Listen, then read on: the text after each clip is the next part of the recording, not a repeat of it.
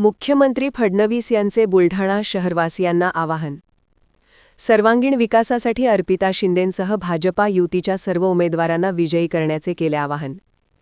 भाजपा नेते तथा राज्याचे मुख्यमंत्री देवेंद्र फडणवीस यांनी बुलढाणा येथे नगरपरिषद निवडणुकीसाठी संपन्न झालेल्या जाहीर प्रचार सभेमध्ये चित्रफीतद्वारे संबोधित करून भाजपा राष्ट्रवादी काँग्रेस रिपाई आठवले पक्षाच्या नगराध्यक्षपदाच्या अधिकृत उमेदवार सौ अर्पिताताई विजयराज शिंदे व त्यांच्यासोबतच्या भाजप व मित्रपक्षांच्या उमेदवारांना प्रचंड बहुमताने निवडून देण्यासाठी आवाहन केले आहे.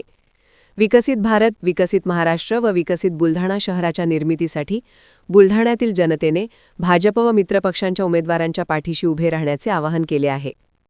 सर्वांना नमस्कार. महाराष्ट्रातील 246 नगरपालिका आणि 42 नगरपंचायतीसाठी येत्या 2 डिसेंबर रोजी मतदान होणार आहे. आपल्या नगरपालिका क्षेत्रातून नगराध्यक्षपदासाठी भाजपा, राष्ट्रवादी व रिपाई युतीच्या सौभाग्यवती अर्पिता विजयराज शिंदे रिंगणात आहेत.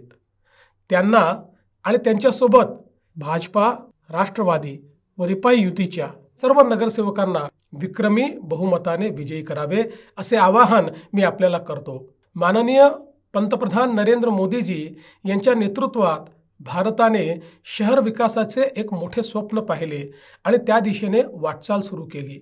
अमृतसारख्या अभियानातून आज अनेक शहरांचे चित्र झपाट्याने पलटत आहे. राज्यातील सरकारच्या माध्यमातून सुद्धा पाणीपुरवठा असेल, विविध इमारती असतील, भुयारी गटारी योजना असतील, रस्ते असतील, वेगवेगळ्या प्रकारच्या संधी असतील, या तयार करण्याचं काम आपण करतोय. मोदीजींनी सांगितलं प्रत्येक शहर हे स्वयंपूर्ण असलं पाहिजे. अन्न, वस्त्र, निवारा, शिक्षण, आरोग्य, रोजगार याच्यासोबतच उत्तम उद्यानं तिथे असली पाहिजेत. चांगल्या प्रकारची वाचनालयं त्या ठिकाणी असली पाहिजेत. चांगले रस्ते त्या ठिकाणी असले पाहिजेत. भुयारी गटार योजना त्या ठिकाणी असली पाहिजे. स्वच्छ पिण्याचं पाणी प्रत्येक घरामध्ये मुबलक मिळालं पाहिजे आणि पर्यावरणाचं संतुलन देखील आपण राखलं पाहिजे. कधी नव्हे इतकी प्रचंड विकास कामे आज अनेक शहरांमध्ये आपल्याला होताना दिसत आहेत. विकासाचा परिसस्पर्श झाला नाही अशी एकही नगरपालिका आपल्याला सापडणार नाही. मात्र आम्ही कितीही निधी दिला तरी तो निधी वापरणारे योग्य लोक असले पाहिजे. पारदर्शी पद्धतीनं निधी हा खर्च झाला पाहिजे. समाजाकरता आणि जनतेकरता आपण ज्या व्यवस्था करतो त्या त्यांच्यापर्यंत पोचल्या पाहिजे आणि म्हणूनच ज्यांच्या हाती आपण नगरपालिका देतो त्यांच्यावर कोणाचा तरी अंकुश असला पाहिजे.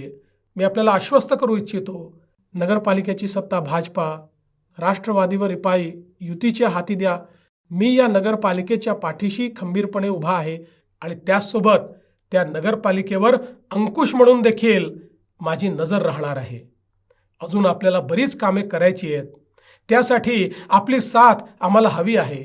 विधानसभा निवडणुकीत जे भरभरून यश तुम्ही दिलं तसेच यश या नगरपालिका, नगरपंचायत निवडणुकीतही द्यावे आणि विकासाचा हा रथ असाच अखंडित धावत राहावा अशा प्रकारची आपल्याला हात जोडून माझी विनंती आहे. लक्षात ठेवा, 2 डिसेंबरला मोठ्या संख्येने बाहेर पडा, विक्रमी मतदान करा. भाजपा, राष्ट्रवादी व रिपाई युतीच्या उमेदवारांना विजयी करा.